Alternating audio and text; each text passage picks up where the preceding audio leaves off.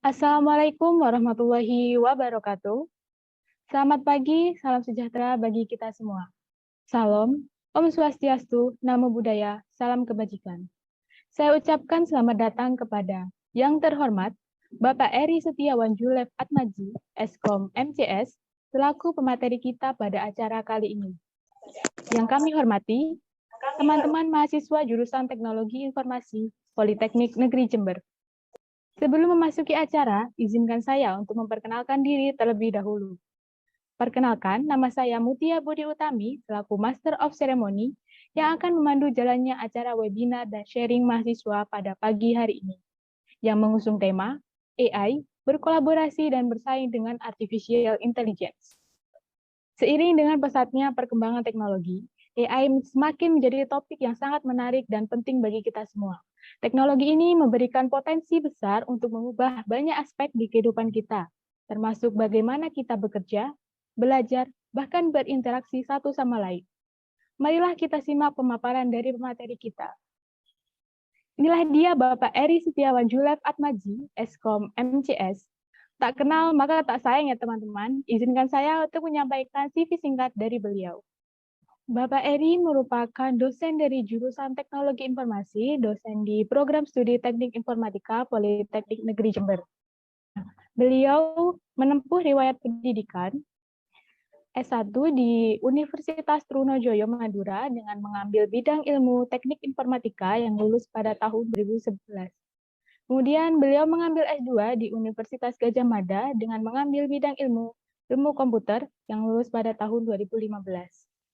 Kemudian pengalaman penelitian beliau dalam 5 tahun terakhir, yang terakhir merupakan dengan judul penelitian AI-based Talent Recruiter sebagai hilirisasi riset sosial media analytics untuk mendukung MBKM pada tahun 2022.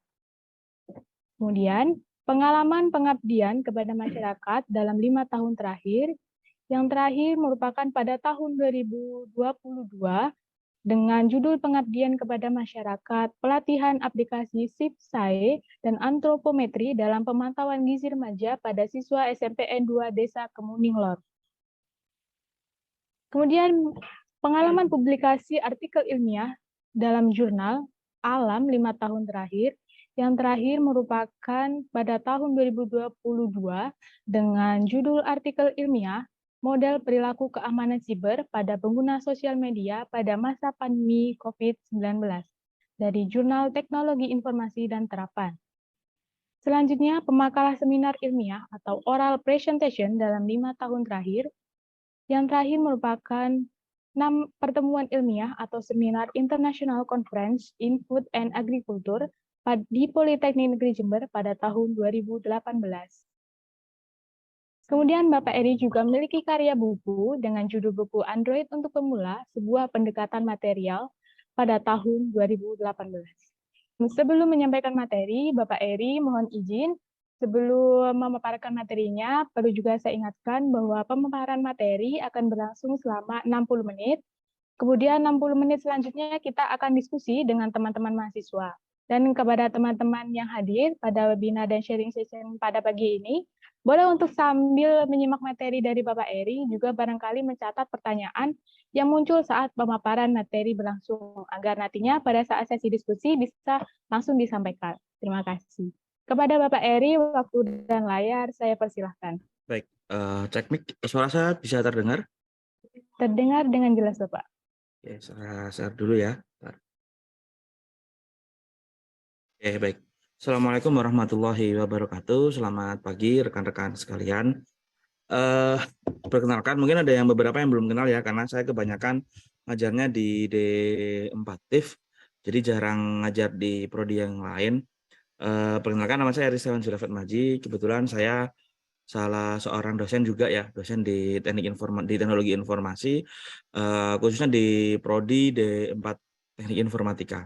Nah, di sini saya akan sesuai dengan request dari rekan-rekan mahasiswa dari prodi MIF itu pengen sharing ya, sharing. Jadi sharing itu dalam artian bukan saya menggurui teman-teman, kita sharing aja gitu kan. Kita sharing tentang the power of AI atau artificial intelligence. Jadi sebenarnya artificial intelligence itu sesuatu hal yang setiap hari sebenarnya sudah sudah sering sudah sering bareng sama kita gitu, gampangannya.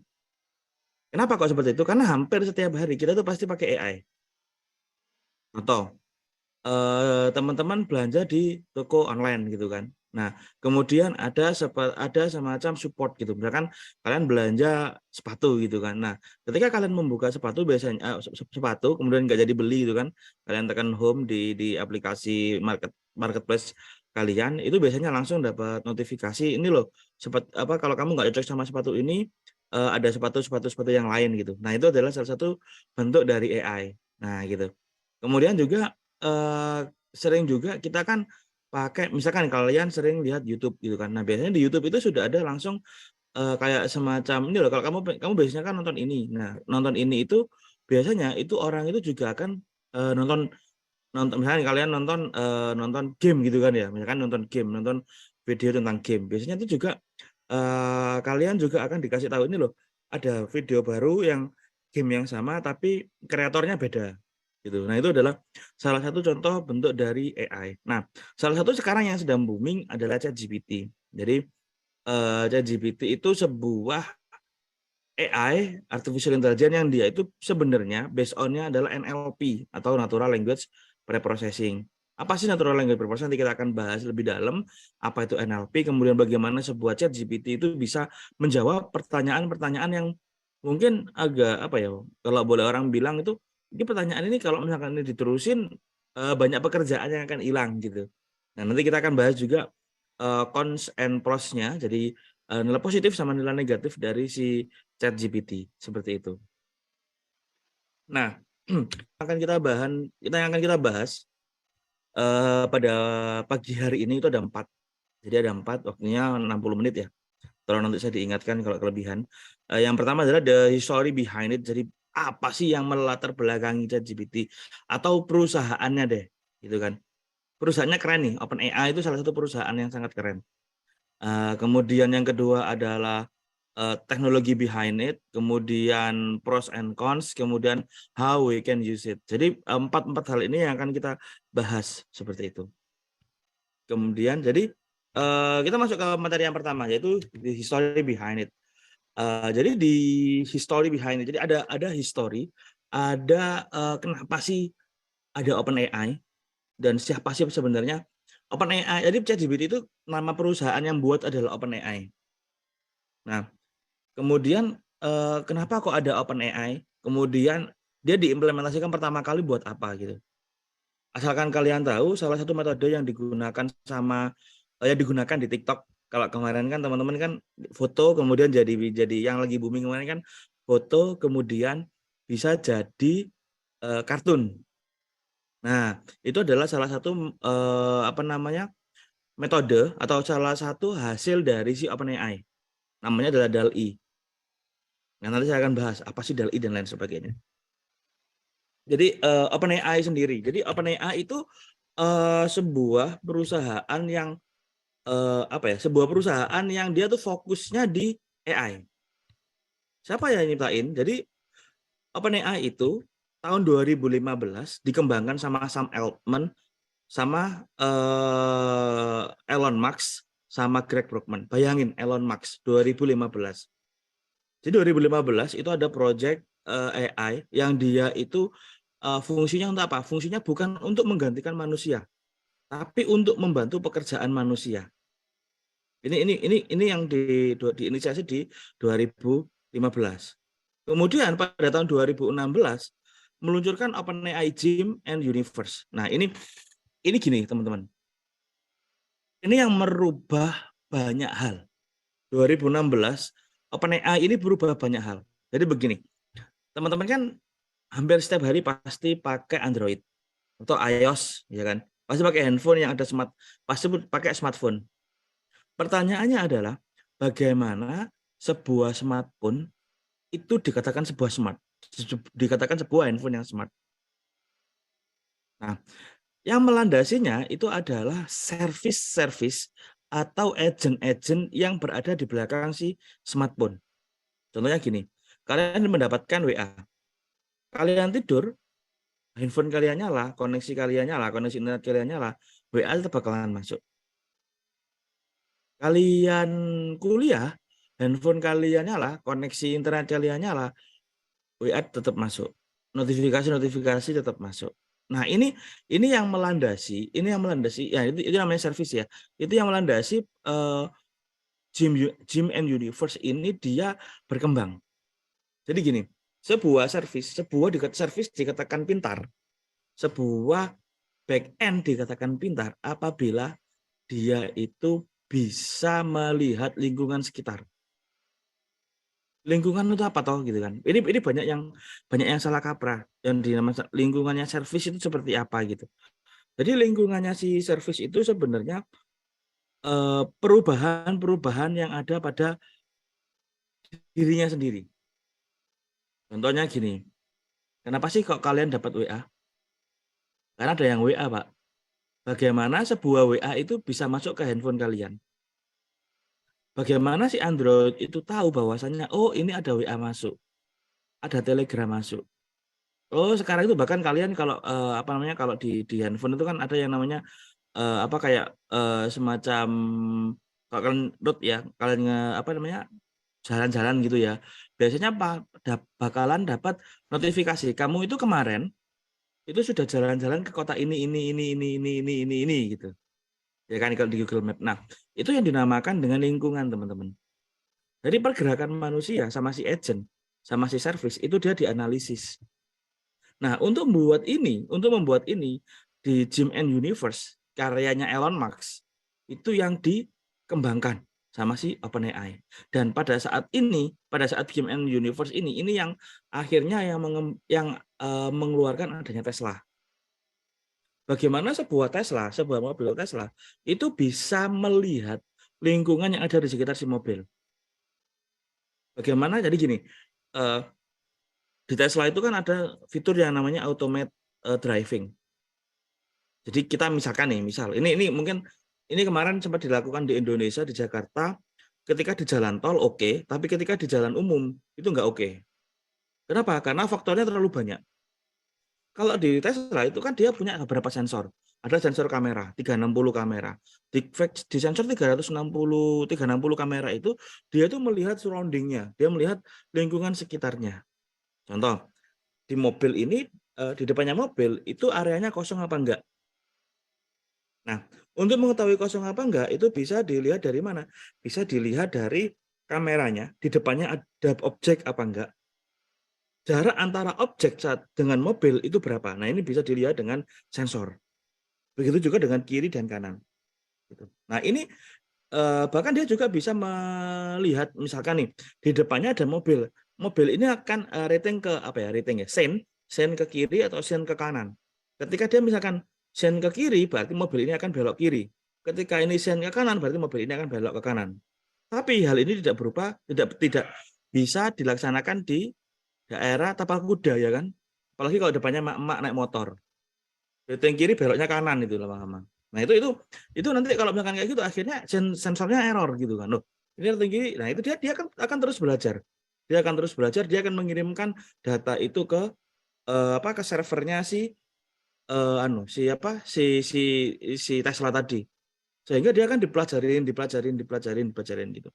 Nah, namun di 2016 ketika meluncurkan OpenAI Gym and Universe ini ternyata Google juga meluncurkan sebuah mesin yang dinamakan dengan Tensor. Nah, biasanya kalau misalkan teman-teman yang belajar AI pasti kenal sama yang namanya TPU atau Tensor Processing Unit. Nah, oleh karena itu pada tahun 2017 si OpenAI itu shifting atau pivot bahasa kerennya. Pivot menjadi bagaimana dia bisa memahami bahasa manusia. Ini dinamakan dengan Generative Pre-trained Transform atau biasanya disebut dengan GPT. Jadi chat GPT itu adalah sebuah mekanisme atau sebuah chat yang dia itu generatif pre-trained transform. Mentransformasikan bahasa tulisan manusia menjadi sebuah bahasa yang bisa dipahami oleh mesin. Kalau teman-teman kenal sama yang namanya NLP atau Natural Language Processing, di NLP itu ada yang namanya pre-processing, kemudian ada yang namanya staging, ada yang namanya post-staging, kemudian ada yang namanya similarity test seperti itu.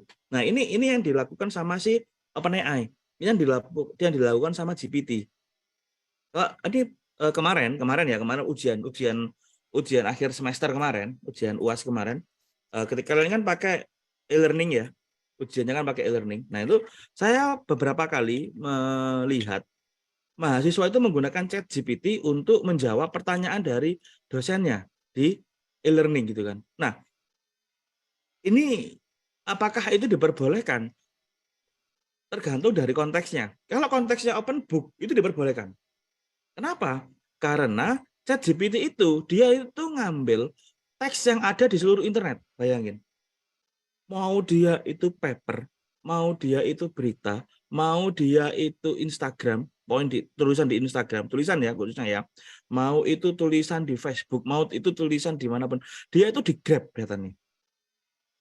Datanya semua itu diambil sama si ChatGPT.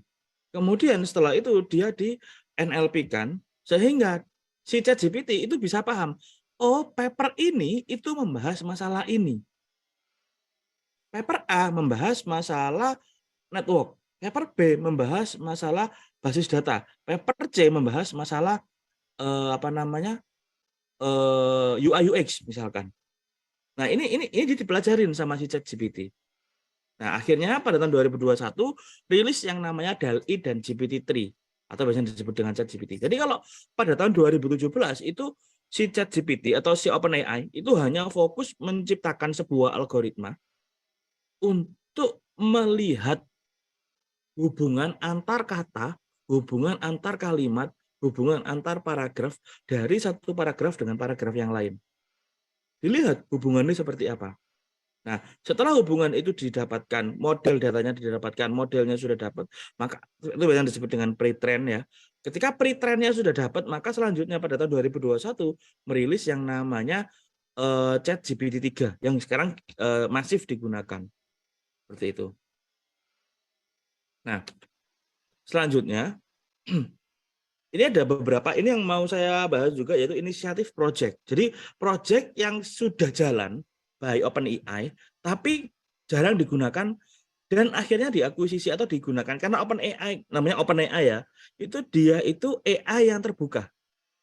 Jadi kalian bisa menggunakan teknologinya OpenAI untuk membantu kalian. Bukan hanya lewat ChatGPT. ChatGPT itu punya API atau Application Programming Interface dan itu bisa kalian gunakan gitu loh. Jadi proyek yang dirilis oleh OpenAI yang pertama adalah JIM, lingkungan pengembangan dan pengujian multi-agent system guna meningkatkan awareness terhadap lingkungan kerja. Jadi gini guys, ketika kita bikin sebuah AI, ketika kita bikin sebuah kecerdasan buatan, sebuah kecerdasan buatan bisa dikatakan cerdas apabila dia itu bisa melihat lingkungan dan bisa gampangannya itu bisa adaptif terhadap lingkungannya. Nah, contohnya gini, ini yang di gym ini yang digunakan kalau ada yang suka main game ya, kayak saya di Dota itu tahun 2021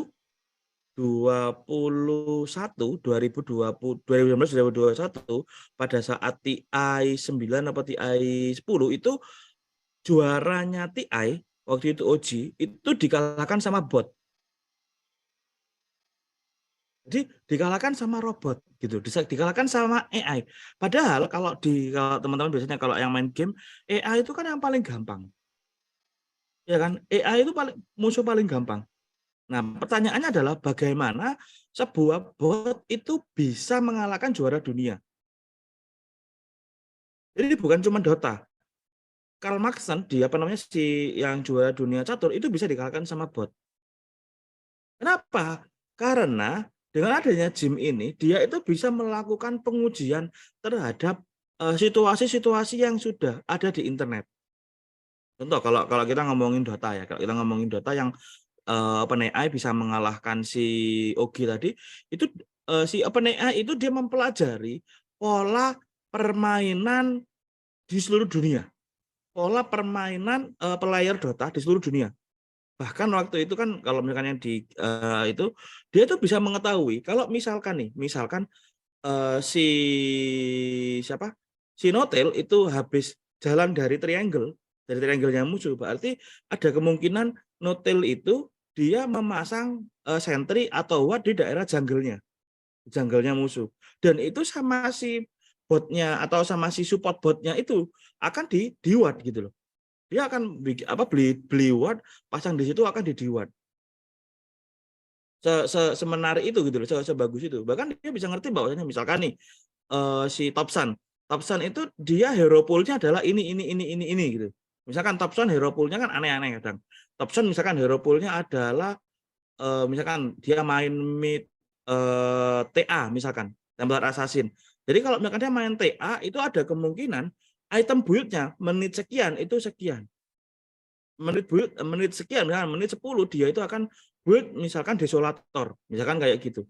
Nah, supaya dia nggak bisa si Topson itu dia nggak bisa membeli Desolator, maka lahan farmingnya juga harus dihabiskan. Cara menghabiskan bagaimana? Dia bisa manggil temennya, buat temennya tadi, buat support temennya itu untuk bantu dia di mid, misalkan kayak gitu. Sehingga fail di midnya. Nah, ini yang dinamakan dengan awareness, teman-teman. Ini yang dinamakan dengan awareness terhadap lingkungan kerja. Nah, ini di gym itu sudah se ekstrim itu. Ini tahun 2015 loh gym itu. Gitu kan. Nah, kemudian DAL itu generator teks dalam gambar realistis dengan pendekatan deep learning. Nah, deep learning jadi gini.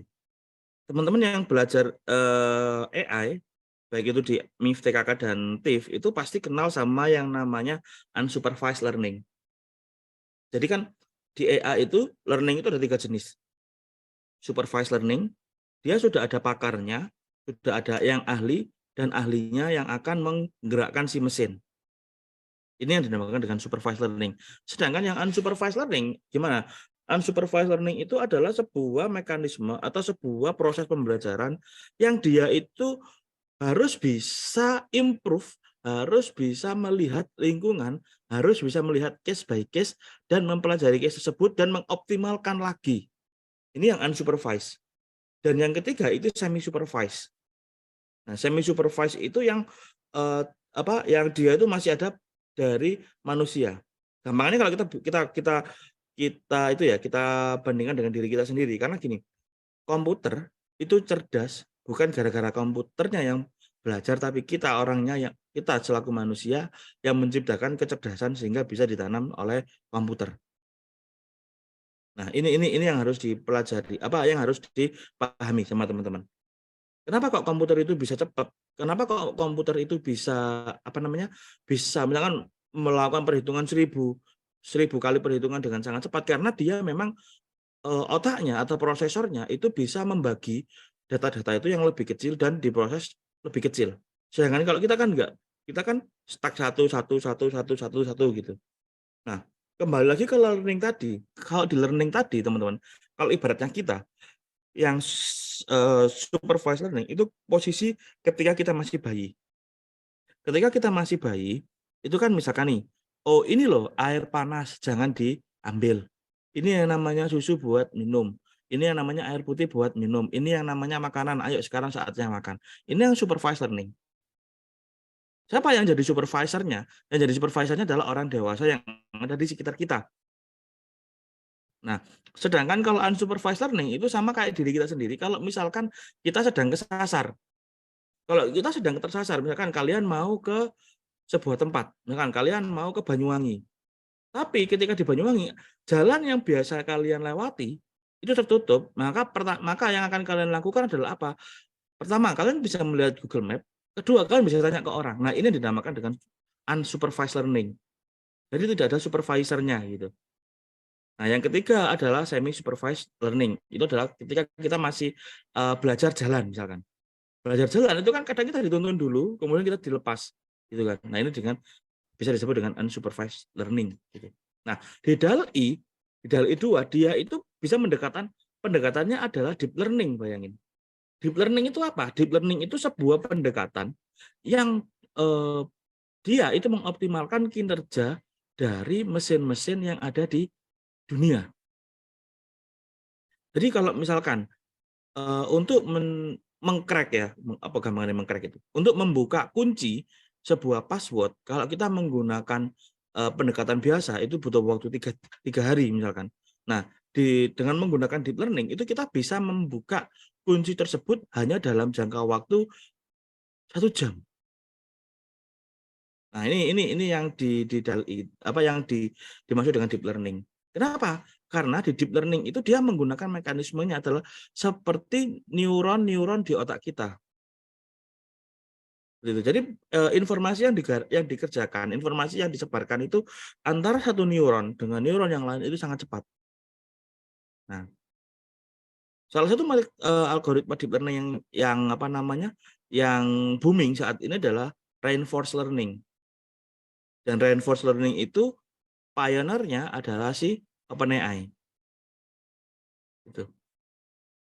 Kemudian, nah ini yang sering kita pakai yang sekarang itu ya, ChatGPT, chatbot generator bahasa yang memungkinkan untuk dapat menulis esai, coding, Q&A hingga menganalisa kesalahan-kesalahan logika kecil.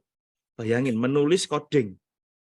Wah ini berarti kalau kayak gitu kan kita selaku programmer nggak akan laku gitu kan ya. Ya kalau seperti tadi, ChatGPT AI itu pasti ada boundaries, ada batasan. Dia tidak akan bisa mengerjakan sesuatu yang sangat kompleks. Kenapa? Karena kompleksitas itu ketika sesuatu yang sangat kompleks itu dibutuhkan penalaran yang tinggi. Gitu. Bapak, berarti apakah OpenAI atau ChatGPT itu penalarannya atau deep learning, reinforced learning itu tidak tinggi penalarannya? Tinggi, tapi dia masih belum bisa bersinergi dengan lingkungan-lingkungan yang ada di sekitarnya. Seperti itu. Dan bisa di logika kecil ya. Jadi misalkan buatkan saya perulangan dengan Python sebanyak 10 gitu. Atau yang ekstrim kadang itu kan buatkan bintang segitiga bintang misalkan gitu. Dengan inputan sebanyak 5 misalkan gitu. Nah, dia akan membuatkan logikanya logika dasar kayak gitu kita akan dibuatkan gitu. Nah, sorry. Nah, ini adalah salah satu contoh yang tadi. Jadi ini adalah GIM ya, Developing Comparing Real-Time Algorithm, Toolkit Developing and Comparing Reinforcement Learning, Support Teaching Agent Everything from Walking to Playing Games like Pong or Go. Jadi ini sebelum saya edit ya.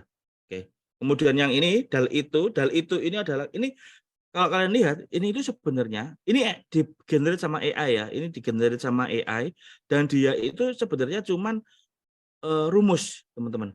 Jadi kita memasukkan rumus, misalkan rumus bidang datar. Nah, ketika kita memasukkan rumus bidang datar, maka dia akan bisa membuat seperti ini. Misalkan rumus bidang datar untuk alpukat, misalkan. Nah, dia bisa generate kayak gini.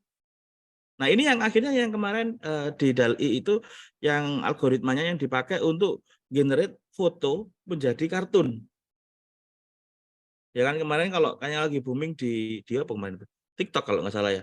Itu kan kita bisa capture sama teman kita, kemudian dijadikan kartun. Nah, ini algoritmanya bisa kita mesinnya itu based on-nya adalah dari itu. Nah, ini. Kemudian yang terakhir adalah di ChatGPT. Nah, di ChatGPT misalkan ini kayak kemarin how to initiate server in digital ocean, misalkan gitu. Maka langsung sama si ChatGPT dia dikasih tahu. Nah, kalau kalian lihat bahasa-bahasa yang digunakan sama ChatGPT ini kan bahasa manusia. Pertanyaannya adalah bagaimana si ChatGPT itu menghasilkan teks seperti ini. Otomatis sebuah kecerdasan dinamakan kecerdasan kalau dia itu bisa memahami bahasa atau memahami perintah yang diberikan oleh manusia. Itu yang disebut dengan kecerdasan. Contoh kayak kalian nih. Kalian kan cerdas ya. Contoh loh, kok bisa Pak? Iya, kalian semua itu cerdas gitu kan. Buktinya kalau misalkan kalian disuruh beli misalkan nih, Mbak, Mas, belikan Ibu minyak goreng. Kalian ke toko beli minyak goreng, datangnya minyak goreng kan? Kan nggak mungkin kalian pergi ke toko disuruh beli minyak goreng, datangnya beras misalkan. Nah, itu kan nggak make sense gitu kan. Nah, ini yang kenapa yang disebut dengan machine learning atau misalnya kecerdasan seperti itu. Nah, kita masuk ke part kedua, teknologi behind ChatGPT. Nah, di teknologi behind ChatGPT, jadi kenapa sih kok ChatGPT itu disebut cerdas? Kenapa sih produk-produknya OpenAI ini disebut cerdas? Bahkan dia sempat bisa membuat sebuah algoritma, mematenkan algoritma namanya reinforcement learning gitu kan. Kemudian kenapa sih kok sampai ChatGPT itu bisa mengetahui ternyata kayak gini loh, manusia itu kayak gini gitu. Nah, itu yang jadi the big four of concept of technology of the big four ChatGPT teknologi. Jadi ada empat konsep, ada 4 hal yang dilakukan sama si ChatGPT supaya dia itu bisa mengetahui bahwasanya oh ini itu sekarang itu yang lagi booming adalah ini, yang sekarang itu yang lagi oke itu ini, overfittingnya seperti apa, mass fittingnya seperti apa gitu. Yang pertama adalah dia akan scrap internet text data. Scrap. Jadi dia itu menggali semua teks data yang ada di internet. Nah, teks data, mungkin yang belajar basis data, kalau yang namanya teks data, datanya berupa teks, itu tidak mungkin ada hubungan antara satu teks dengan teks yang lain. Contoh, Facebook ya, gampangnya Facebook. Kalian update status di Facebook, misalkan update status lapar gitu ya, ada kemungkinan bahasanya teman-temanmu di bawah itu bukan tentang lapar, tapi tanya tugas. Ya kan? Nah, itu kan nggak ada korelasi. Sehingga tidak memungkinkan teks data ini kita simpan dalam bentuk RDBMS. Jadi nggak mungkin sebuah teks data yang ada di internet berupa resource text itu kita jadikan sebuah RDBMS atau Relational Database Modeling System. Nggak mungkin ini kita simpan ke MySQL. Gitu kan gampangannya. Nah, karena kita datanya itu berupa teks data dan tidak ada kardinalitas, tidak ada hubungannya, maka kita simpan aja dokumen tadi itu berupa dokumen centric atau dokumen oriented database. Dokumen centric gitu kan ya. Nah, ini yang step yang pertama. Jadi si ChatGPT itu mengambil seluruh dokumen, mengambil seluruh data teks yang ada di internet. Kemudian yang kedua, setelah dia mendapatkan teks datanya, setelah dia mendapatkan, oh caranya kayak gini, supaya dia bisa supaya dia bisa dipelajarin, dia harus mempelajari bahasa naturalnya atau natural language preprocessing. Di sini dia akan tahu ternyata dari dokumen teks ini itu tidak semua dokumennya bisa dijadikan sebagai acuan. Ada data-data atau ada teks-teks mungkin yang bisa dihapus sama dia. Seperti itu. Contoh misalkan nih, aku sudah makan di depan rumah, misalkan gitu. Nah, si NLP, si mesinnya itu akan mengatakan bahwasanya, oh orang ini sudah makan nih, lokasinya di depan rumah. Nah, dari aku sudah makan di depan rumah tadi itu, dia akan dipotong-potong. Aku berarti dia masuk ke subjek, gitu kan.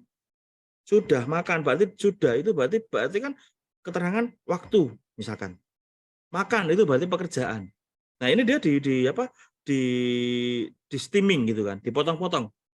Dipotong-potong, oke, aku sudah makan di depan, kemudian dia dicari kardinalitas antar kata atau hubungan antar kata ini itu seperti apa. Dan itu prosesnya sangat cepat. Sehingga komputer itu bisa memahami bahwasanya oh ini itu pertanyaan, ini pernyataan. Itu dulu. Kemudian setelah dia tahu bahwasanya mana yang pertanyaan dan mana yang pernyataan, selanjutnya apa? Selanjutnya adalah dia akan mengetahui, oh ini adalah pernyataan yang positif, ini pernyataan yang negatif, ini pernyataan yang netral, seperti itu. Nah, ini membutuhkan proses learning, teman-teman. Nah, di sini yang disebut dengan NLP, Natural Language Preprocessing, pemrosesan bahasa natural, pemrosesan bahasa manusia. Sama halnya teman-teman, teman-teman paham omongannya temannya itu karena teman-teman di learning, dilatih mulai dari kecil. Apakah pada saat pelatihan langsung dengan bahasa yang sangat kompleks? Enggak. Pasti kalau teman-teman ngelihat anak-anak kecil latihannya adalah ibu, bapak, ayah, bunda gitu. Itu kan pembendaraan kata dasar gitu kan. Nah, ini yang dilakukan sama si mesin, yang dilakukan sama si ChatGPT. Dia mencari kata-kata dasarnya. Kata dasarnya apa sih? Seperti itu. Misalkan nih, oh kata dasarnya adalah makan. Oh kata dasarnya adalah minum. Kata dasarnya adalah tidur, misalkan gitu. Nah, ini dia dicari kata dasarnya. Kemudian setelah itu si ChatGPT itu kan akan mencari. Oke, ketika kata dasarnya sudah tahu, selanjutnya adalah maknanya. Tapi sebelum ke makna, larinya ke apa? Maksud dulu. Ini apa? Apakah masuk ke pernyataan ataukah masuk ke pertanyaan? Kalau misalkan ada kata-kata pertanyaan, apakah, di mana, kemudian siapa, dan lain sebagainya, itu berarti dia masuk ke dalam pertanyaan. Nah, dia akan dicari, oke, kalau misalkan ini pertanyaan, maka harus ada jawabannya. Nah, ini NLP. Jadi ditarik dulu dasar-dasarnya. Setelah itu, setelah dicari kata-kata dasarnya, ketika sudah didapatkan, misalkan modelnya kayak apa, kata-kata dasarnya ini, kata-kata penghubung, kata-kata sambung, dan lain sebagainya, selanjutnya adalah dimodelkan, teman-teman. Kita cari modelnya. Setelah didapatkan nih, oh ternyata katanya ini meaning dari katanya itu adalah pertanyaan yang menanyakan tempat. Jadi misalkan di manakah Politeknik Negeri Jember, seperti itu. Di manakah alamat dari Politeknik Negeri Jember? Maka dia akan ketika ada kata-kata di mana berarti itu termasuk ke pertanyaan. Nah, kemudian kita cari objeknya apa gitu kan. Nah, untuk mencari hal kayak gini ini disebut dengan modeling. Nah, dia itu setelah didapatkan kata-katanya dimodelkan pakai reinforce. Kenapa kok pakai reinforce? Karena reinforce learning itu adalah saya seperti hutan belantara yang di semuanya itu blind, gelap gitu kan. Kita nggak tahu ini harus kemana. Makanya dia itu akan mencari hubungannya. Oh, ini ke sini. Kalau misalkan saya ke arah selatan itu saya bisa bisa ketemu sama sungai. Kalau saya ke arah utara itu saya keluar dari hutan. Kalau saya ke arah barat nanti masuk jurang. Kalau ke arah timur dia nanti kemana gitu. Nah, ini yang disebut dengan reinforced learning. Dia dari masing-masing kata itu, dari masing-masing meaning dia analogikan dan dia gabungkan gitu gampangannya. Dia gabungkan untuk mengoptimalkan, oh ternyata seperti ini. Sehingga terakhir yang didapatkan output teks berupa kombinasi dari kata-kata atau kombinasi jawaban dari yang ada di yang dia pelajari berdasarkan data-data yang di internet. Seperti itu. Jadi overview ChatGPT-nya sih seperti itu. Jadi teknologi behind-nya itu seperti itu. Otomatis ketika scrap data yang ada di internet kemarin itu sempat dia dibuka pada saat open meeting itu, data yang di-scrap sama dia itu sudah mencapai 1 miliar. Bayangin 1 miliar bukan kata, 1 miliar data. Padahal di satu data misalkan dia ada kemungkinan 15 sampai 20 suku kata. Wah, itu berarti besar sekali datanya kan ya. Otomatis ketika datanya sudah besar, pemrosesan datanya besar, pemrosesan data teks biasa itu nggak mungkin bisa dilakukan. Maka dia butuh misalkan parallel computing, kemudian misalkan dia juga butuh big data analysis dan lain sebagainya. Belum masuk ke NLP, modeling, dan output text.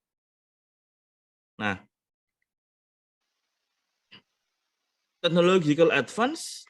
Nah, yang pertama di beberapa step gaining info itu seperti ini, teman-teman. Jadi yang pertama yang dilakukan sama si ChatGPT, ini saya ambil dari ChatGPT-nya ya, collect demonstration data and train a supervised policy. Kalau kalian lihat di sini, yang dilakukan pertama kali adalah supervise. Jadi dia tidak mungkin langsung mengetahui makna dari kata. Pasti ada supervise, ada orang yang berada di belakangnya yang akan memberikan informasi terkait ini kata-kata yang dia dapatkan. Gitu. Jadi prompt is sample from our prompt dataset. Jadi dia sudah punya dataset, dia sudah ada dataset, data-data yang ada di internet tadinya namanya dataset ya. Kemudian dia dilabelkan terlebih dahulu. Di sini ada labeler, demonstrate the desired output behavior. Jadi ada orang yang disebut dengan labeler yang dia akan melabeli. Oh ini itu adalah kata benda, ini kata kerja, ini kata pertanyaan, ini kata dasar. Dari label itu dia nanti si GPT itu akan mempelajari. Oh, ternyata karakteristik kata pertanyaan itu adalah kata-kata kayak gini, gini, gini, gini, gini. Dia mempelajari dulu. Dia pelajari dulu. Ini step pertama ya. Step pertama. Dia itu akan mempelajari dulu. Kemudian data yang sudah dipelajari tadi itu dia akan dikelompokkan. Oke, ini kalau ada data kayak gini itu masuknya ke sini. Kalau ada data kayak gini masuknya ke sini. Kalau ada data kayak gini masuknya ke sini. Kemudian setelah itu, setelah dia dapatkan modelnya, setelah dia mendapatkan karakteristik dari datanya, selanjutnya adalah tanpa adanya supervise, dia compare data dan train reward model. Jadi tanpa adanya supervise, langsung dia masuk ke unsupervised ya. Dia cari data-data yang ada di internet, dia cari data-data paper, dia cari data-data artikel, dia cari data-data yang ada di sosial media, dia tarik data yang ada di media mainstream gitu kan. Dia cari data-datanya, kemudian dia train berdasarkan data yang dilabelkan tadi. Oh, data yang sudah dilabelkan, misalkan ini data kata kerja, misalkan makan, minum, dan sebagainya. Oh, ada di dataset baru, dataset yang diambil dari media mainstream, ternyata ada juga kata-kata yang mirip kata kerja mirip. Nah, itu dia dilabelkan. Oke, ketika kata kerja mirip, maka dia dilabelkan hal yang sama, misalkan gitu. Nah, setelah itu dia di sini dia pakai yang namanya modelnya adalah RM. Model RM. Jadi dia di sini masuk ke reinforce model.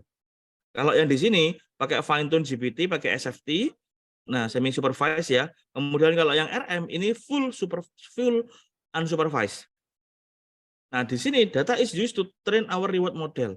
Yang di sini tadi adalah untuk mendapatkan datanya, kemudian yang di sini adalah untuk reward modelnya. Kemudian dari sini di step ketiga dia itu langsung bisa menuliskan kata atau menuliskan hasil dari jawaban yang pertanyaan yang ada di ChatGPT. Seperti itu.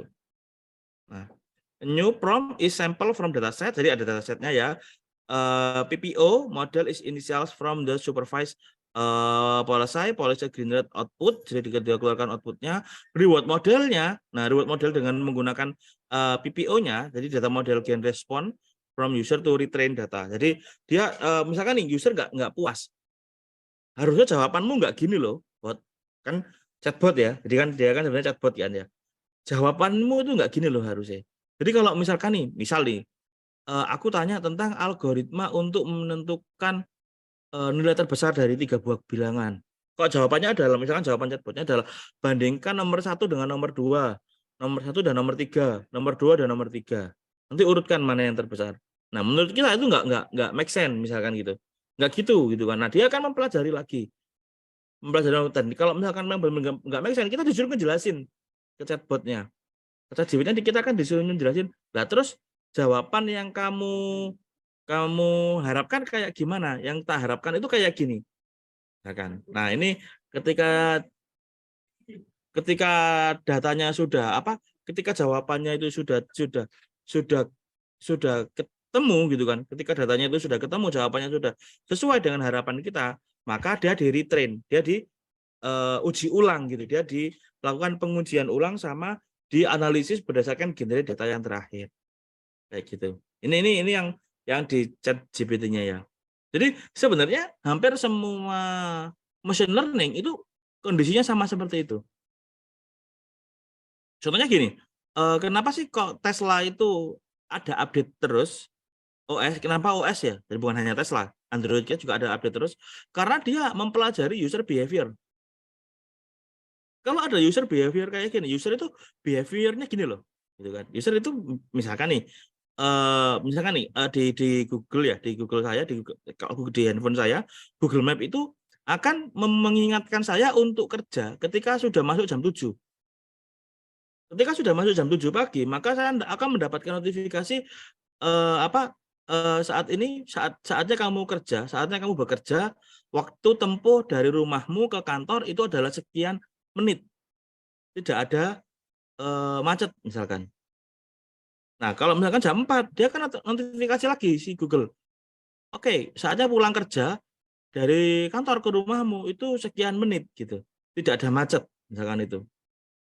Bahkan kadang itu kita kalau misalkan pas waktu hari nggak libur gitu ya, hari efektif itu saya juga akan mendapatkan informasi kira-kira nanti jam 12 itu hujan loh, bawa jas hujan atau bawa mantel. Itu saya diingatkan sama si Google. Nah, seperti itu. Nah, ini kecerdasan.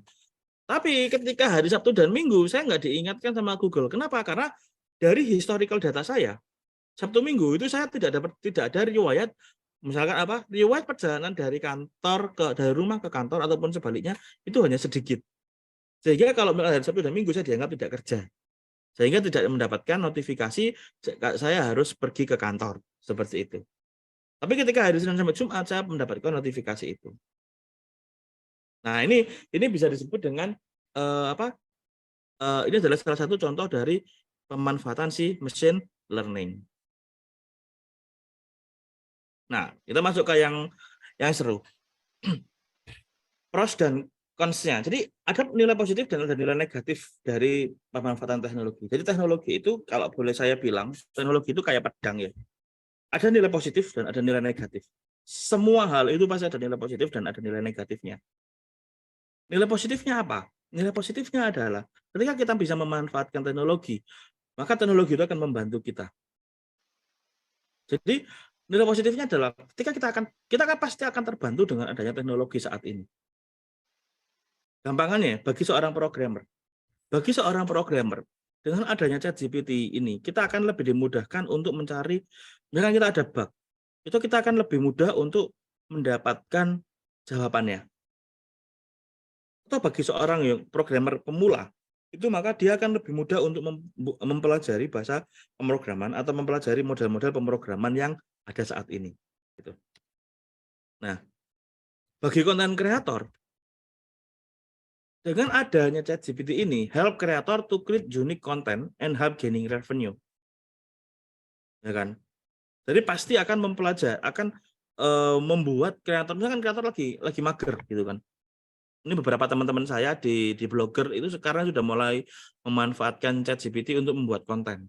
Tapi yang bukan tulisannya ya, kontennya. Jadi dia garis besarnya apa yang akan dia tulis, kemudian misalkan paragraf pertama itu apa, paragraf kedua itu apa, paragraf ketiga itu apa, dia sudah mulai mempelajari itu. Nah, untuk student, buat teman-teman sekalian, help student in their study. Jadi lebih memudahkan kalian untuk belajar dengan adanya ini. Harusnya sih kita makanya misalkan nih kalian lagi belajar misalkan ya tentang misalkan yang di TKK switching atau routing. Routing itu apa toh? Nah, itu kan bisa tanya ke ChatGPT. Routing pada Cisco misalkan. Nah, dia kan ngejelasin, routing itu tekniknya itu kayak gini loh. Misalkan ada routing statik, ada routing dynamic gitu kan. Routing statik itu misalkan pakai apa, routing dynamic itu pakai apa, modelnya seperti apa. Itu dia pasti akan kita akan mudah untuk mendapatkan informasi gitu kan. Nah, kemudian yang keempat, bagi pekerja itu help worker resolve their work easily. Nah, ini yang ditakutkan oleh banyak orang. Jadi karena kenapa? Karena ChatGPT itu memudahkan orang untuk melakukan apapun. Gitu kan. Nah, akhirnya nilai positifnya adalah seperti ini. Dan nilai negatifnya, jadi ada beberapa nilai negatif di sini. Nah, ada beberapa hal disrupsi, sorry, ini kok langsung auto. Disrupsi pada beberapa jenis pekerjaan, teman-teman. Jadi, kok auto itu dia. Nggak bisa di-pause. Jadi ada disrupsi pada beberapa jenis pekerjaan, malas untuk mengerjakan kasus yang lebih berat. Oke, ini saya belum edit tadi. Dan memungkinkan kecurangan pada saat ujian. Nah, ini yang kejadian kemarin. Unique content kemungkinan akan semakin berkurang. Kenapa kok seperti itu? Karena kalau kita melihat dari yang di atas tadi, ya kan? Kalau kita melihat dari yang di atas tadi itu disrupsi pekerjaan itu akan terjadi. Kalau dulu, geng, kalau dulu ya pada saat belum adanya ChatGPT, kita bikin konten itu kita bener-bener kayak mikir, oke, misalkan nih, atau misalkan kalau programmer error, programmingnya error, maka mau nggak mau harus nyari ke Google. Ya kan? Kemudian akan diarahkan ke Stack Overflow, membaca step by step yang ada di Stack Overflow, melihat di Stack Overflow itu mana yang dia itu nilai ratingnya tinggi, ya kan? Jadi sebenarnya kan kalau programming itu kan copy paste kan ya, copy paste, error, cari di Stack Overflow, kopikan jawabannya di Stack Overflow, pastekan, lihat lagi error apa enggak, gitu. Gampangannya kayak gitu. Nah, terus ini akhirnya karena dia itu sudah ada ChatGPT, maka dimungkinkan untuk berubah gitu, disrupsi gitu kan. Nah ini yang kalau menurut saya pribadi ya, teknologi ada itu emang untuk mendisrupsi. Maksudnya gimana Pak? Contohnya gini, dulu ya itu pasti ada yang namanya tukang becak. Kemana-mana kita naik becak, kalau nggak gitu jalan kaki atau naik sepeda pancal. Kemudian adanya teknologi yang bernama sepeda motor. Tukang becak sudah mulai terkalahkan sama yang namanya sepeda motor. Muncul muncul sebuah pekerjaan baru yaitu tukang ojek. Begitu juga dengan di IT. Di IT, kalau dulu orang di zaman-zaman awal-awal programmer untuk ngoding itu butuh waktu 1 tahun, 2 tahun misalkan. Nah, sekarang untuk ngoding dengan adanya framework, kemudian dengan adanya teknologi-teknologi yang baru gitu kan, ngoding sekarang sudah tidak bisa terlalu lama lagi gitu kan. Anggap aja kita bikin sebuah sistem informasi. Kalau dulu bikin sebuah sistem informasi mungkin kita butuh waktu 3-4 bulan. Nah, sekarang dengan adanya framework dan lain sebagainya, kita bisa membuat coding yang baik itu 2 bulan sudah, aplikasi yang baik itu 2 bulan sudah bisa jalan gitu. Jalan loh ya. Belum berarti bisa digunakan gitu. Nah, itu sudah bisa jalan sesuai dengan keinginan itu 2 bulan gitu misalkan. Nah, ini bisa kita anggap dia sebagai disrupsi gitu kan. Atau perubahan. Jadi gampangnya itu disrupsi itu perubahan. Sehingga berubah. Yang dulu misalkan kita butuh input data. Kita butuh orang yang bisa input data. Dia berubah. Yang dulunya sebagai input data sekarang menjadi data analisis. Yang input data siapa? Mesin. Dan input data anggap aja kita bikin sebuah aplikasi. Nah, aplikasi ini yang akan input data. Nah, orang yang tadinya input data itu akan berubah.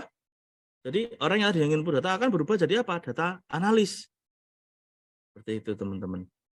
Nah, ini yang ini yang menjadi terbelakang. Jadi kita nggak usah takut sama teknologi, tapi kita harus bisa memanfaatkan teknologi. Gitu. Nah, kemudian karena sudah ada ChatGPT sehingga kita kadang itu malas dengan kasus yang berat itu, memungkinkan kecurangan pada saat ujian. Nah, ini sebenarnya sudah ditangani ya, kalau di kemarin itu itu sudah ada anti ChatGPT. Jadi kita bisa bisa mengoptimalkan, kok jalan terus nih. Jadi kita bisa mengoptimalkan si ChatGPT itu supaya, atau kita bisa mengetahui ini dia itu menggunakan ChatGPT apa enggak. Itu sudah ada mesinnya. Gitu kan. Kemudian selanjutnya bagaimana kita bisa menggunakannya? Yang pertama, jadi bagaimana kita memanfaatkan teknologi yang tadi yang namanya adalah ChatGPT. Di sini saya contohkan ada 4 jenis. Jadi ada 4 jenis pemanfaatan yang mungkin bisa kita gunakan sehari-hari gitu. Yang pertama adalah kita bisa menggunakan API yang ada di ChatGPT. Jadi kita bisa menggunakan API yang ada ChatGPT sebagai apa? Sebagai mesin penjawab otomatis pada kasus-kasus yang spesifik. Contoh. Kemarin saya dapat project untuk membuatkan chatbot pada pendaftaran pasien di salah satu klinik. Nah, di sini daripada saya membuat dari nol, maka saya ambilkan ChatGPT API-nya, kemudian saya spesifikkan, saya presisikan lagi jawaban dari si ChatGPT. Contoh ya di klinik A. Jadi ada klien WA, dia WA dia WA ke chat ke WA-nya. Nah, di WA itu bisa kita update datanya. Nah, itu bisa kita langsung, saya mau mendaftar di dokter A pada jam sekian hari Senin misalkan. Maka si chatbot ya, dia akan langsung ngecek database-nya. Jadi dia dari data dari WA, dari sini si WA itu karena kita pakai WA bisnis. Nah, API WA bisnis bisa kita kombinasikan dengan API si chatbot, maka bisa langsung untuk ngecek dulu ke database yang ada di klinik. Dokter A itu jam sekian hari Senin jam 7 misalkan, itu praktek apa enggak? Oh, ternyata praktek. Nah, praktek di dokter A itu pasiennya sudah berapa yang hari Senin jam 7? Pasiennya itu nomor 5. Nah, nomor 5 itu biasanya dia akan dipanggil pada jam sekian. Misalkan kalau misalkan bukanya jam 7, pasien nomor 5 itu akan dipanggil pada jam 8 misalkan. Maka si ChatGPT dia akan mengirimkan WA. Baik, Anda sudah terdaftar di dokter A jam pada hari Senin jam 7. Silakan datang pada jam 7.55 misalkan. Nah, itu bisa dibuat otomatis gitu kan. Sehingga ketika orangnya atau perawatnya datang ngecek itu, oh ternyata dokter A itu sudah penuh gitu kan. Oh, dokter A itu ternyata ada 5 pasien gitu. Nah, itu kita bisa buat dia dipakai API chatbot. Kemudian yang kedua, kita bisa juga pakai SEO optimizer.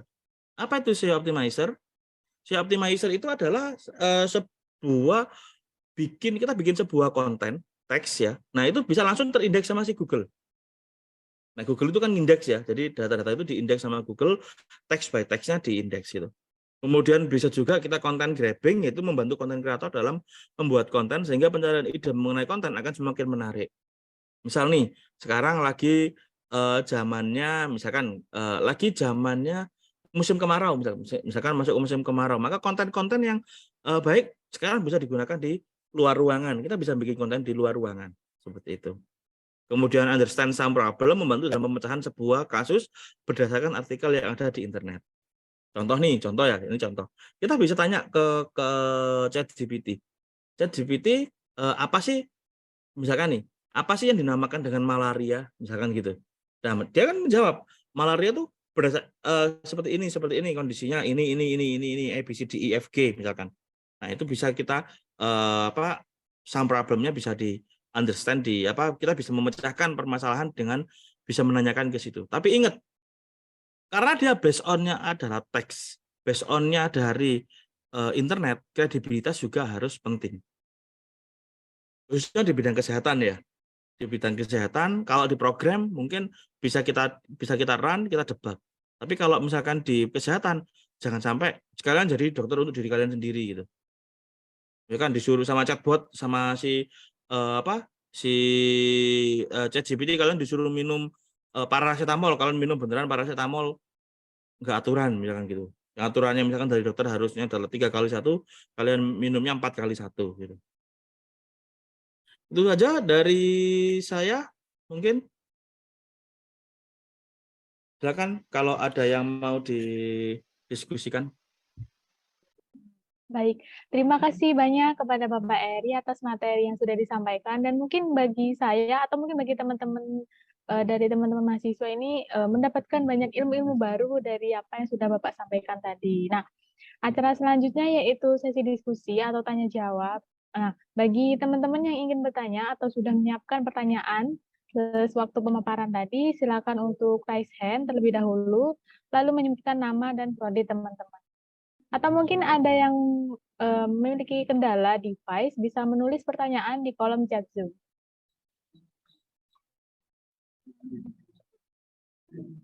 Oh, ini ada Pak dari Yohanes dari TIF. Silakan Yohanes. Apakah AI dan robot itu kan digabung? Setelah itu, apakah juga AI itu bisa menggantikan manusia dalam hal pekerjaan. Soalnya AI itu bisa berkolaborasi dengan robot dan menggantikan pekerjaan manusia. Sekian, terima kasih ya. Baik, langsung dijawab, Mbak, atau gimana? Ditampung dulu. Ngikut Bapak, Pak. Bapak ingin langsung Ya wes, dijawab langsung saya atau jawab. langsung ditampung terlebih dahulu? Ya wes, saya jawab aja langsung ya. Jadi Ya. pertanyaannya, ya tadi pertanyaannya adalah bisa nggak sih nanti itu orang itu akan berubah, pekerjaan itu akan berubah gitu ya. Jadi gini, teman-teman, kita itu harus bisa adaptif dengan kondisi yang ada. Jadi pertanyaan Mas Johannes tadi kan, kalau misalkan nanti bisa nggak sih Pak robot itu menggantikan manusia? Jawabannya bisa, Mas. Dan itu sudah beberapa terjadi gitu. Jadi gampangannya gini teman-teman. Di tempat saya besarnya di Pasuruan, di tempat saya besar di pabrik-pabrik dulu itu untuk misalkan untuk packaging itu di divisi packaging itu manusia. Tapi sekarang di divisi packaging itu sudah berubah menjadi robot. Nah, berarti kan ini ada disrupsi kan? Ada disrupsi. Oke, tapi apakah robot itu dan AI, robot yang ada AI-nya itu bisa seperti manusia? Saya bisa menjawab belum tentu. Kenapa? Karena begini, manusia itu lebih adaptif daripada robot. Kalau misalkan, ya meskipun dengan kondisi sekarang yang reinforce dan lain sebagainya, tapi manusia tetap lebih adaptif. Ya kan? Contoh paling gampang. Sekarang hampir semua mobil-mobil yang ada di dunia, mobil-mobil baru itu sudah ada teknologi sensing-nya. Sudah ada AI-nya yang dia support untuk perjalanan. Dia bisa nyetir sendiri, kemudian bisa menentukan dia harus kemana dan lain sebagainya, sesuai dengan arahan dari manusia. Tapi apakah di situ benar-benar bisa menggantikan peran dari sopir? Saya kira enggak. Seperti itu. Nah, tapi kita harus adaptif. Adaptifnya apa? Dengan menguasai teknologi itu sendiri. Gitu. Nah, contoh yang kita kembalikan lagi yang di pabrik tadi. Akhirnya karena orangnya sudah di pabrik itu sudah banyak digantikan sama mesin, maka orang-orangnya tadi itu dia berubah. Yang tadinya itu sebagai tenaga untuk packaging, dia berubah menjadi tenaga untuk perbaikan si robotnya. Begitu. Karena robot itu buatan manusia. Barang yang buatan manusia itu pasti ada defect. Pasti ada rusaknya. Dan siapa yang bisa memperbaikinya? Ya manusianya gitu loh. Untuk saat ini masih manusianya gitu. Nah, itu jawaban saya, Mas Yohanes. Jadi mau nggak mau ya kita harus bisa berubah juga gitu kan. Kita harus terbuka dan adaptif terhadap semua hal yang ada di sekitar kita. Nggak boleh kita itu, makanya ada pepatah keluar dari tempurung, kata keluar dari tempurung gitu kan. Dari saya pribadi ya kita mau nggak mau kita harus keluar dari zona nyaman kita gitu kan. Kita harus keluar dari zona nyaman kita untuk dapat zona nyaman yang baru gitu. Gampangan aja seperti itu. Jadi kalau misalkan nih, yang biasanya zona nyamannya ngoding pakai CI, pakai pakai CSS yang sudah jadi. Nah, sekarang kita mulai berubah karena zamannya sudah berubah. PHP oke, tapi sudah mulai ditinggalkan gitu kan. Larinya kemana? JavaScript misalkan. Seperti itu. Nah, itu bisa jadi jawaban dari saya. Jadi kita harus adaptif. Kemudian ada pertanyaan yang kedua tentang apakah AI itu bisa mendengarkan dan menyimpulkan jawaban kita. Bisa, Mas, jangan salah. Jadi kenapa kok sampai ada yang namanya social media analysis? Kenapa sih kok sampai misalkan nih kita bisa melihat kira-kira ini kalau kita ngomongin sama itu ya, kita ngomongin sama politik ya, dunia politik yang tahun 2023 sama 2024 ini kan sangat panas-panasnya. Itu kita bisa ngecek kira-kira di daerah Jember itu nanti pangsa pasar atau pangsa pasarnya si salah satu partai itu bagaimana? Bisa kita lihat gitu loh. Bisa kita lihat dari mana? Kita bisa lihat dari postingan orang-orang di grup-grupnya gitu kan. Di grup Facebook, kemudian di grup WA, misalnya kita kita join di beberapa grup WA, kita bisa ekspor tuh datanya. Data WA tadi kita ekspor, kemudian kita analisis. Oh, ternyata, tapi ingat ada yang namanya di sentimen analisis atau di itu ada yang namanya kredensial. Jadi kalian tidak boleh mengekspos nama orang gitu.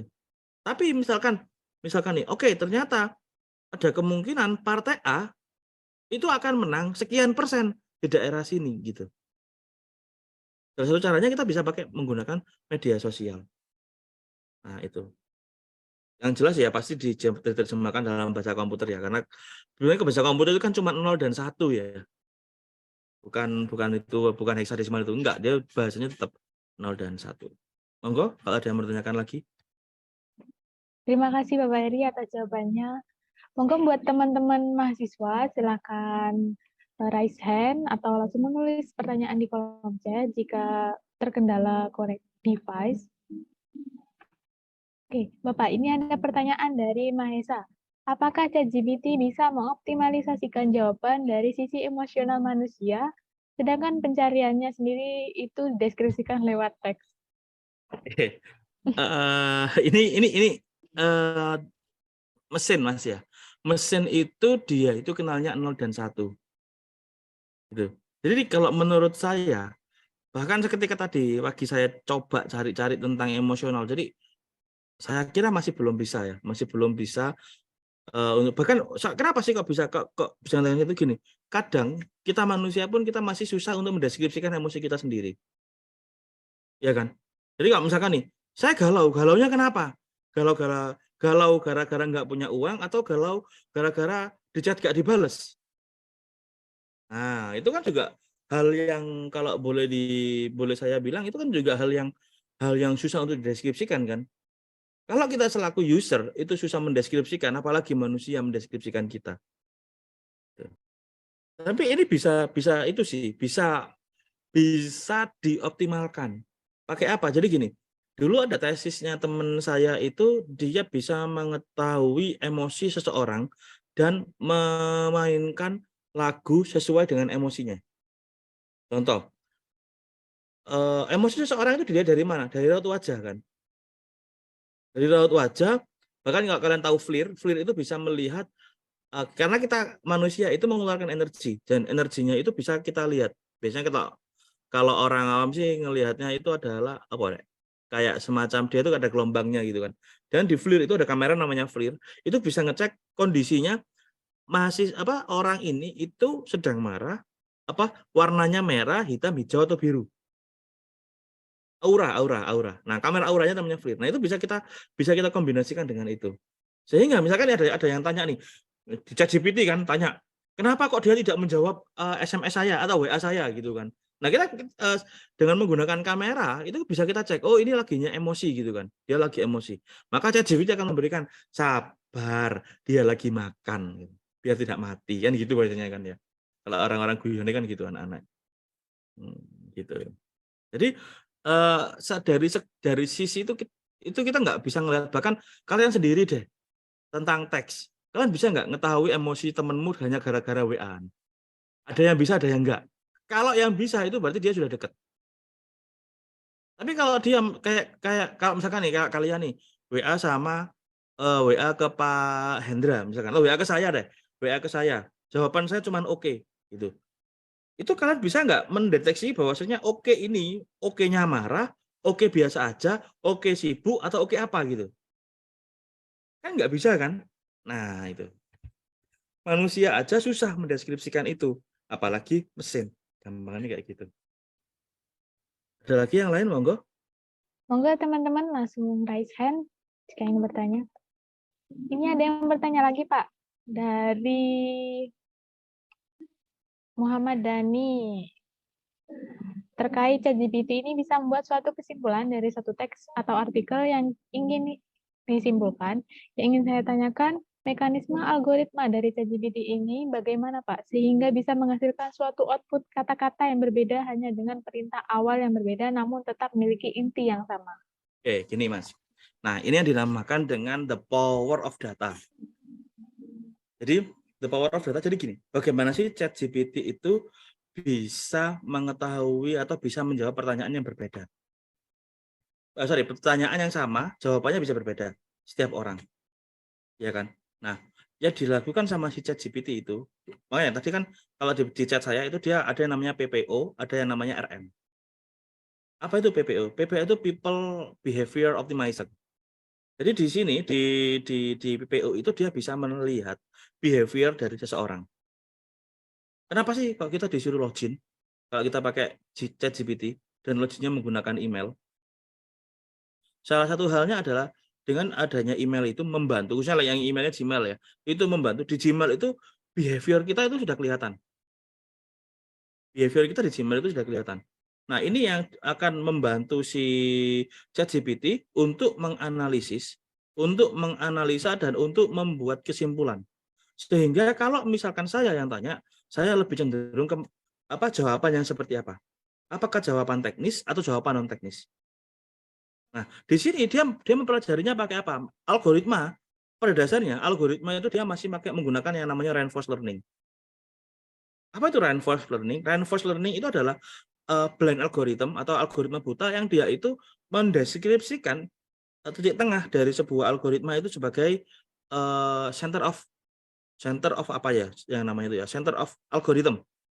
Jadi center of algorithm itu di tengah-tengah itu dia dianggap saya anggap bahwasanya yang tanya ini tidak tahu apa-apa. Nah, ini si reinforced learning seperti itu.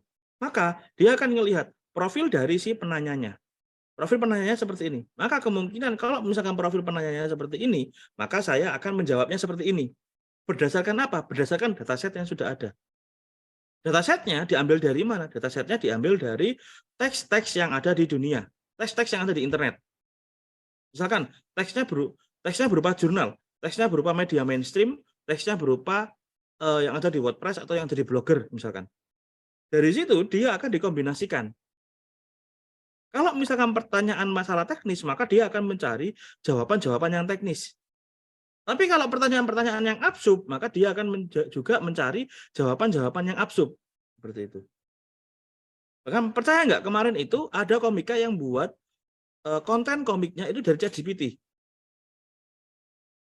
Jadi dia bikin konten, bikin punchline dan lain sebagainya dari ChatGPT. Berarti kan di situ dia sudah ada library ataupun library dataset yang tentang hal-hal itu gitu loh. Nah, kemudian kesimpulan dari suatu teks ya pasti ada kesimpulannya. Makanya gini. Kenapa sih kok ChatGPT itu bisa membuat kayak gitu? Yang pertama, dia harus mengetahui meaning dari pertanyaan itu apa. Makanya butuh yang namanya NLP, Natural Language Preprocessing. Di NLP itu, gampangannya NLP itu ngapain? NLP itu adalah memotong-motong berdasarkan kata benda, berdasarkan kata dasar, kemudian dari kata dasar itu akan dijadikan satu kesatuan. Oh, maksud dari pertanyaan ini adalah ini. Misalkan, maksud dari pertanyaannya, ya akan tanya nih, kenapa Manchester United kalah dengan Liverpool dengan skor 7-0 misalkan. Misalkan kayak gitu.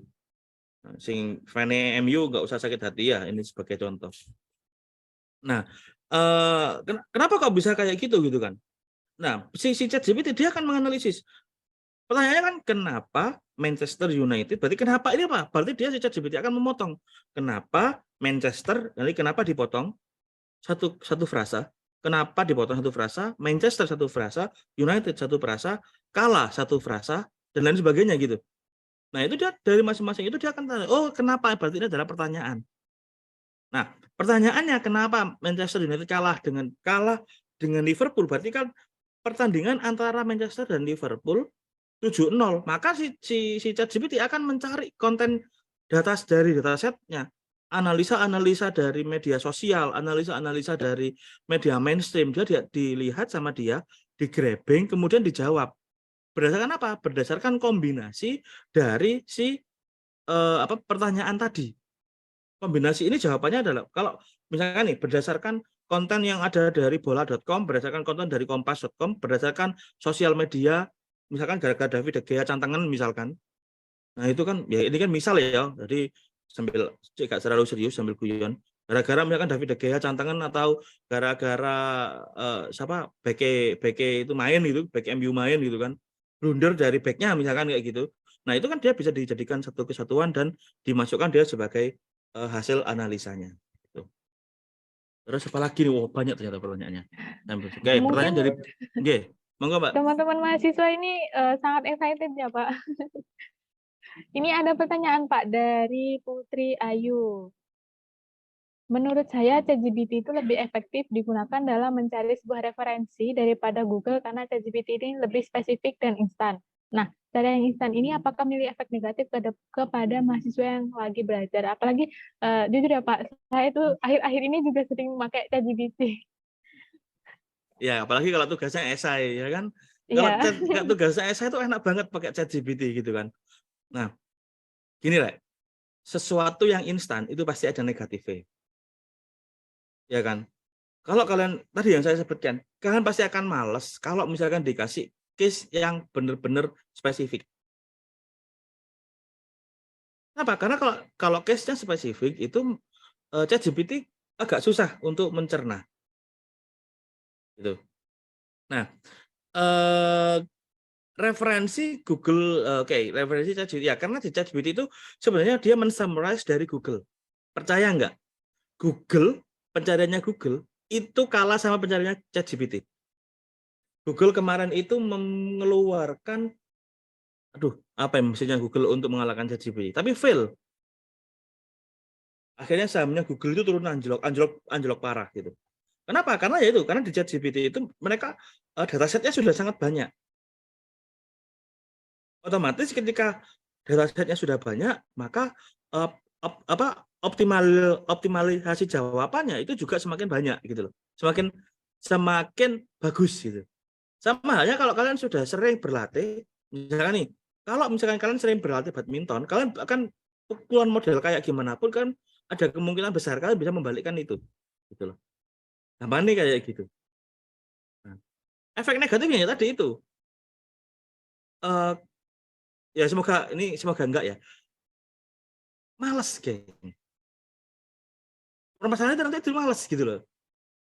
Kenapa? Karena ya sudah, aku nggak usah mikir, tinggal buka chat.openai.com, login langsung.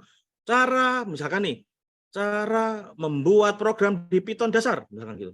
Atau misalkan gini, cara membuat array di Python, misalkan gitu. Dia langsung muncul kan jawabannya. Tinggal kalian paste, copy, oh berhasil gitu. Gitu kan. Nah, kalau di AI sekarang, kalau dipakai OpenAI itu sekarang sudah mulai sudah ada untuk pendeteksian dia itu jawabannya dari AI apa enggak.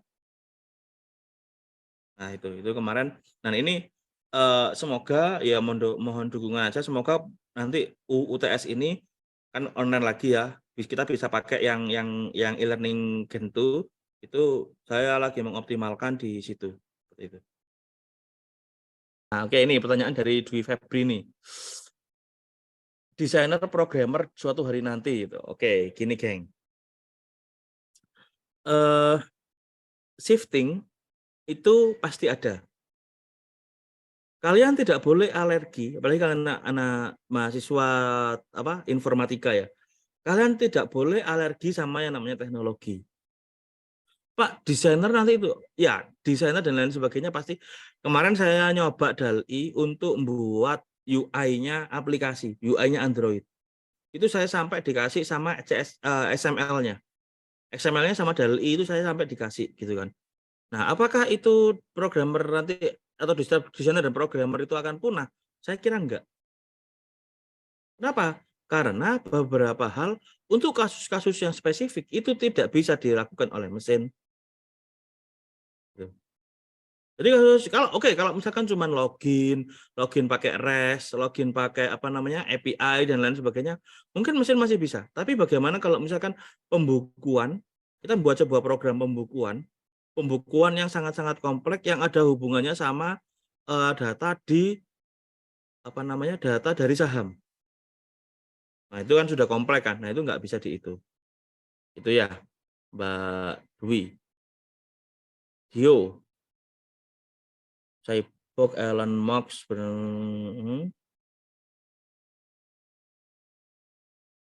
wah iki kakek ndelok anu iki, kakek ndelok apa namanya Mr. Robot sama sama Jarvis ini.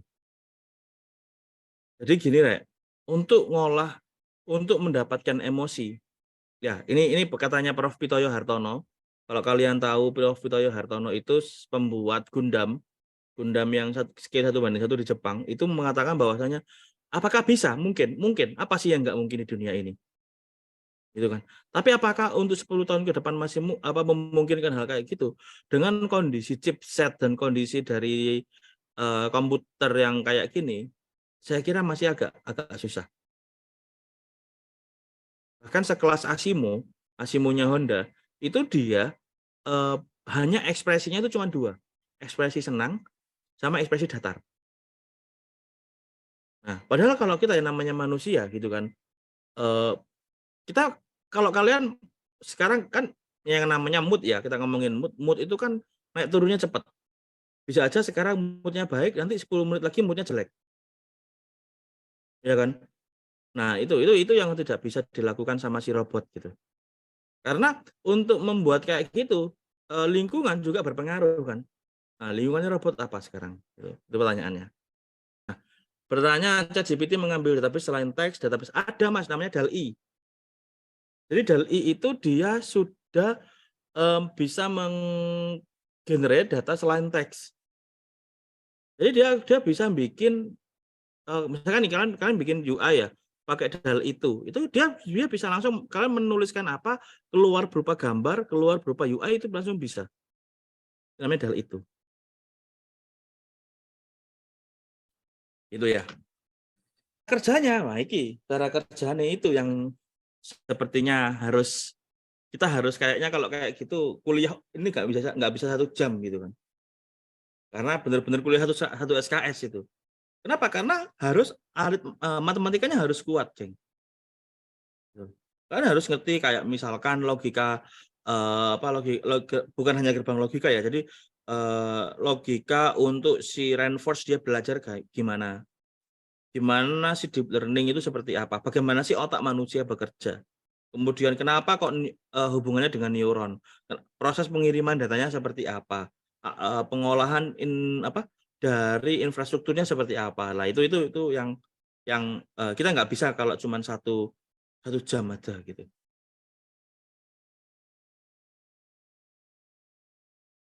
Ada lagi yang mau ditanyakan? Silakan. Baik Pak, mungkin ini saya ingin bertanya Pak, kan tadi sudah dari teman-teman peserta. Nah, dilihat dari pemaparan Bapak tadi kan, bahwa perkembangan teknologi ini kan sangat pesat ya Pak, terutama pada AI atau kecerdasan buatan ini. Nah, menurut Bapak itu apa sih tantangan yang kita hadapi dalam perkembangan AI ini? Terlebih lagi tuh, saya pernah dengar berita, ada kecerdasan AI dari Facebook itu Pak, yang katanya dimatikan karena sudah menciptakan bahasanya sendiri. Nah, itu sih apa sih Pak tantangannya? Jadi gini, yang pertama tantangannya sebenarnya bukan dimatikan sih Mbak. Jadi gini, ini saya dengar dari engineer-nya Facebook sendiri, itu mengatakan gini, Facebook, kenapa kok sebuah mesin itu dia bisa membuat bahasa dia sendiri itu karena kosakata pembendaharaan dia sudah sangat banyak sekali. Pertama itu. Nah, yang harus kita pelajarin pertama yang harus kita pelajari adalah kita harus belajar dulu tentang yang namanya NLP. Kalau mau belajar tentang pemrosesan bahasa mesin ya, itu kita harus belajar yang namanya NLP. Nah, ini mungkin bagi teman-teman yang mungkin dari TIF atau MIF yang mau skripsi, tugas akhir ya, itu teman-teman bisa nih mulai belajar yang namanya NLP. Dari NLP itu bisa teman-teman itu buat model. Kira-kira kenapa sih kok chatbotnya? Teman-teman bisa bikin chatbot juga. Kenapa kok chatbotnya seperti chatbot itu bisa seperti ini gitu? Jawabannya seperti ini gitu. Nah itu dia belajar, kemudian dia mengembangkan jawaban berdasarkan jawaban-jawaban yang sudah ada di internet.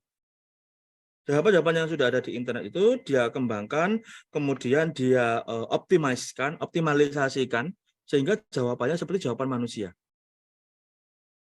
Gitu. Nah, Cara untuk pembelajarannya otomatis datanya harus banyak. Semakin banyak data, optimal hasilnya akan semakin optimal. Pak, data yang banyak itu apakah dari segi volume atau dari segi jumlah?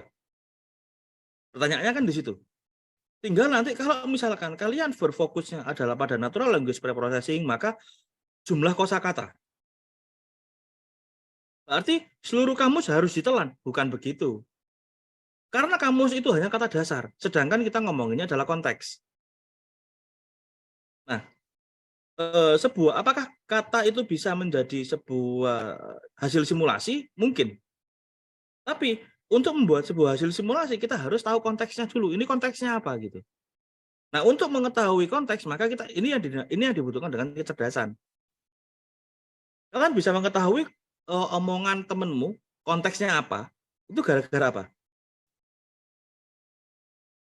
Gara-gara katanya bahasanya fokusnya di sini gitu kan. Ini dinamakan dengan konteks. Kayak gitu. Jadi makanya kenapa kok ada yang namanya kontekstual gitu. Nah, ChatGPT itu maksudnya ke kontekstual. Bukan lagi dia mempelajari bahasa manusia, tapi dia sudah menciptakan kontekstual dari pertanyaan yang disinggung oleh manusia itu sendiri. Nih, pertanyaan dari Mas Randy Yoga nih Mbak, terakhir Mbak ya. Nih, nanti anaknya ngambek ini. Saya ingin tanya, jika saya awam banget dengan pemrograman, amin. Tapi saya belajar perihal AI. Apa saja yang harus saya pelajari, Pak? Matematika. Untuk Mas Rendika Yoga, matematika, Mas. Matematikamu error. Ini tak guyoni ya Rendika Yoga ini. Ini alumni, geng. Sok-sokan jadi mahasiswa. Jadi kalau ini untuk semua ya. Jadi kalau misalkan kalian pengen belajar AI, yang pertama yang harus kalian pelajari terlebih dahulu adalah kalian jangan pernah takut dulu sama matematis. Matematikanya si AI itu mungkin tidak seseram matematikanya di SMA. SMA itu matematikanya serem banget. Kenapa? Karena di situ wis ono integral di logno pisan. Ya kan? Itu kalau kalian tahu sekarang di sini itu enggak dipakai. Mungkin integralnya masih dipakai. Turunan dan lain sebagainya masih dipakai, lim dan lain sebagainya itu masih dipakai. Tapi itu hanya untuk melakukan pemrosesan di sangat dasar. Gitu. Tapi kalau kalian belajar AI sudah banyak tools-toolsnya ya. Misalkan kalian belajar AI, Pak, saya pengen belajar AI. Bisa pakai apa, Pak? Bisa kalian misalkan kalian pakai library-nya si TensorFlow. Nah, di TensorFlow itu sudah ada mekanisme untuk reinforced learning. Nah, kan bisa pakai tuh reinforced learning-nya di TensorFlow, kalian olah datanya, kemudian kalian simulasikan dengan menggunakan data yang baru. Karena ingat, kalau di AI itu data itu kita bisa bagi menjadi dua, data train dan data test. Nah, berapa-berapanya itu nanti terserah dari teman-teman. Mau pakai kombinasi 80% training, 20% testing, atau 75% training, 25% testing. Semakin banyak nilai yang di training, maka semakin bagus hasil akurasinya.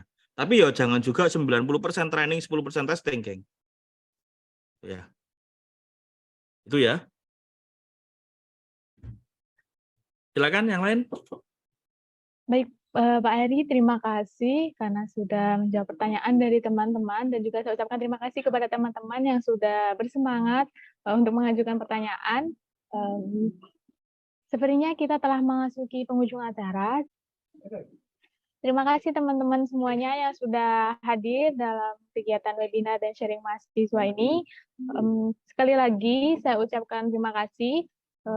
Terlebih lagi untuk Bapak Eri yang sudah berkenan menjadi pemateri pada kegiatan pagi hari ini. Saya ucapkan mohon maaf yang sebesar-besarnya apabila terdapat kesalahan yang disengaja maupun tidak disengaja dalam pembawaan acara pagi hari ini. Saya Mutia selaku Master of Ceremony beserta seluruh panitia yang bertugas pamit undur diri. Wassalamualaikum warahmatullahi wabarakatuh. Waalaikumsalam warahmatullahi wabarakatuh. Terima kasih. Selamat.